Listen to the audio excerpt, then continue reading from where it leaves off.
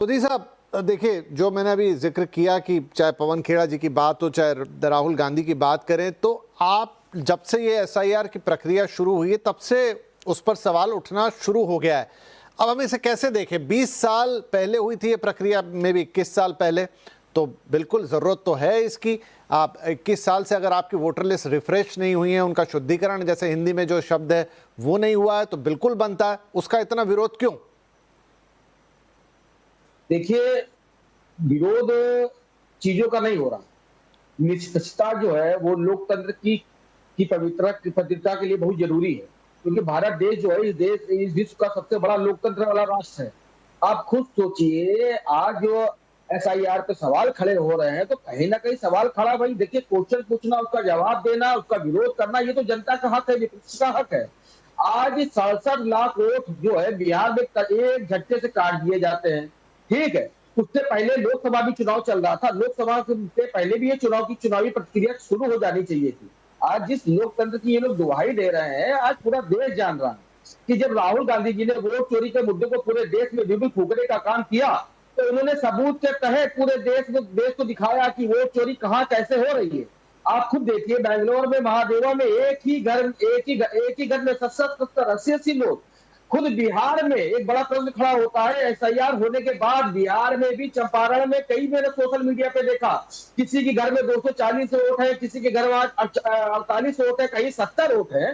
तो ये प्रश्न जो खड़ा हो रहा है, तो कहीं ना कहीं चुनाव आयोग की निष्पक्षता पे ही सवाल है ना। यदि चुनाव आयोग ईमानदार होता, तो आज सिर्फ बिहार पे ही, बिहार चुनाव आने पे ही इतना बड़ा एसआईआर का फैसला जो लेना पड़ा, तो कहीं ना कहीं चुनाव आयोग की नियत कथनी करने में खोट है। और खुद चुनाव आयोग बीजेपी के बताए रास्ते पे निकल चुका है। अभी मैं इनके बड़े नेता का जो बयान सुन रहा था, उन्होंने बोला कि लिस्ट का शुद्धिकरण, ये लिस्ट का शुद्धिकरण नहीं हो रहा, ये बीजेपी के लिए लिस्ट का सिद्धिकरण किया जा रहा है। और यही सिद्धिकरण जो है बीजेपी पूरे जो 12 राज्यों में नहीं, पर गिरी साहब, इसका आधार क्या? देखिए, आपने कहा कितने 65 लाख नाम काटे गए, तो शायद 21 लाख या 22 लाख नाम जोड़े भी गए। 65 लाख 7-8 करोड़ में अगर कट जाते हैं 20-1 साल के बाद, तो अब ये तो एक गणित का सवाल हो गया कि ऑन एन एवरेज कितना कटना चाहिए। उसमें आपको क्या है कि वो 65 के 65 लाख आपके वोट थे जो काट दिए गए, खासतौर पे चिन्हित करके? नहीं, मैं यहाँ पर अपने वोट की बात करने नहीं आया। मैं पूरे बिहार की बात करने आया हूँ, बिहार के मतदाताओं की बात करने आया हूँ। कहीं ना कहीं आज जो वहां पे पैसा, ऐसा कौन सा बड़ा कारण हो गया? क्या वो 65 लाख लोग कौन थे? इनका कहना है कि भाई बीजेपी वाले बोल रहे हैं, उनके सहयोगी दल बोल रहे हैं कि जो वोट कटे हैं वो घुसपैठिए थे। तो कहीं ना कहीं ये सवाल तो अमित शाह पे भी खड़ा होता है कि बिहार के अंदर इतने घुसपैठिए कैसे आ गए। और दूसरी बात है कि 65 लाख जो है छोटी मोटी संख्या नहीं है।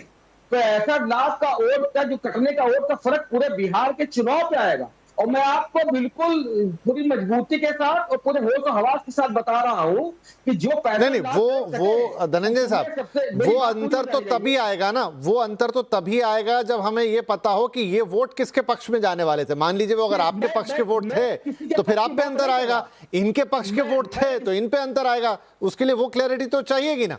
वो आज पूरे बिहार में जो कटे हैं उनमें सबसे ज्यादा संख्या जो है वो दलित है, पिछड़ा है, आदिवासी है, मुस्लिम है।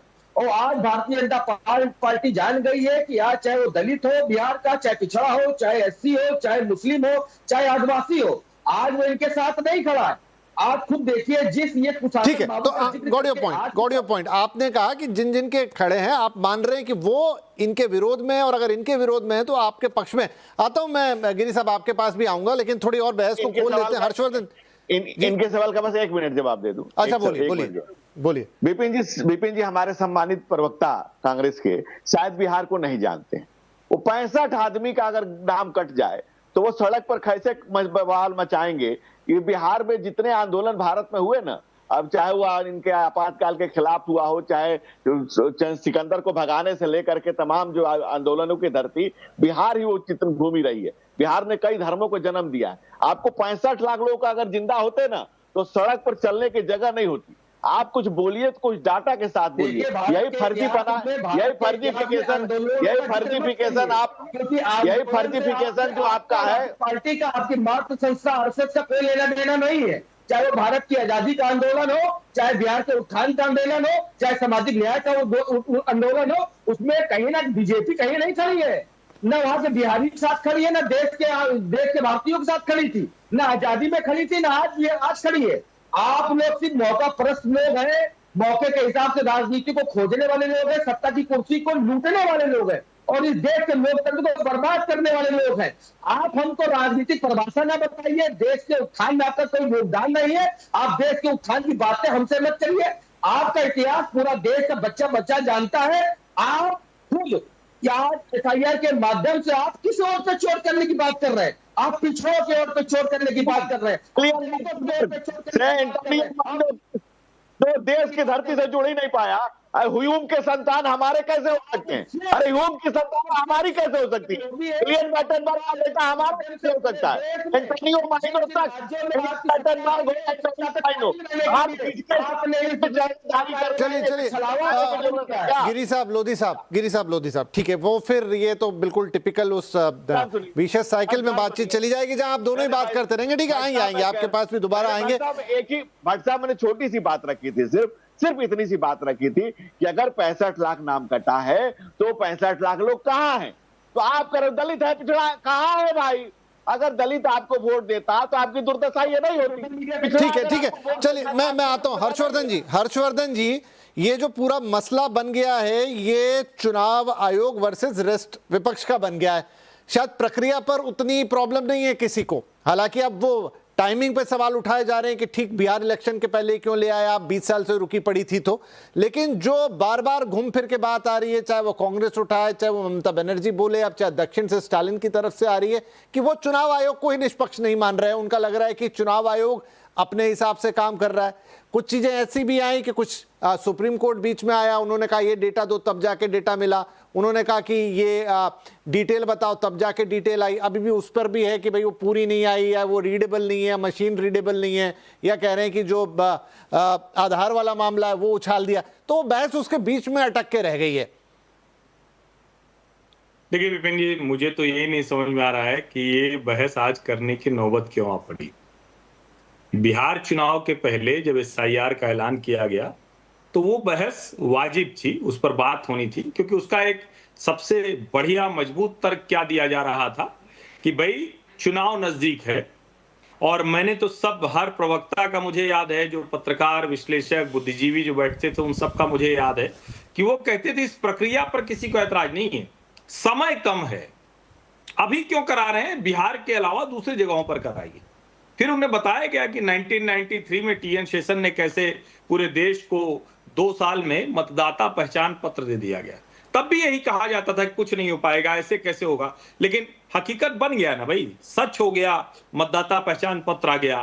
फिर ब्लैक एंड व्हाइट फोटो से कलर्ड फोटो आ गई, अब तो बढ़िया फोटो आने लगी, वरना पहले लोग कहते थे कि जो पहचान पत्र में जो फोटो है और जो असली फोटो है दोनों का फर्क बहुत होता है। ऐसा ही फर्क है रियल डेमोक्रेसी और जो डेमोक्रेसी का भ्रम फैलाया जाता है। रियल डेमोक्रेसी में ज्यादा सहभागिता होगी, ज्यादा लोग मतदान करने आएंगे, लेकिन अगर मान लीजिए कि 20 वर्ष हो गए और मतदाता ही नहीं रहा हो, किसी की मृत्यु हो गई, जो नए लोग पैदा हुए, जो जन्म लिए, जो 18 वर्ष के ऊपर के हो गए, जो लोग एक जगह से दूसरी जगह चले गए, ये तो सबसे सामान्य प्रक्रिया थी। लेकिन कमाल देखिए कि आज चुनाव आयोग की प्रेस वार्ता के बाद सभी टीवी चैनलों पर यह बहस है। अब सोचिए, जो लोग कह रहे थे कि बिहार के वक्त समय नहीं था, अब तो इन 12 राज्यों में बहुत समय है। किसी भी राज्य में 2 महीने में चुनाव नहीं, किसी भी राज्य में, फिर भी ये तमाशा क्यों हो रहा है? इसका मतलब कि ये अलग बात है। तो वो अलग बात क्या है, इसको देश को समझना चाहिए। कांग्रेस के नेता राशिद अल्वी ने कहा कि ये एसआईआर नहीं, ये एनआरसी है, यानी वो कह रहे हैं कि इसमें देश के नागरिकों की पहचान हो जाएगी।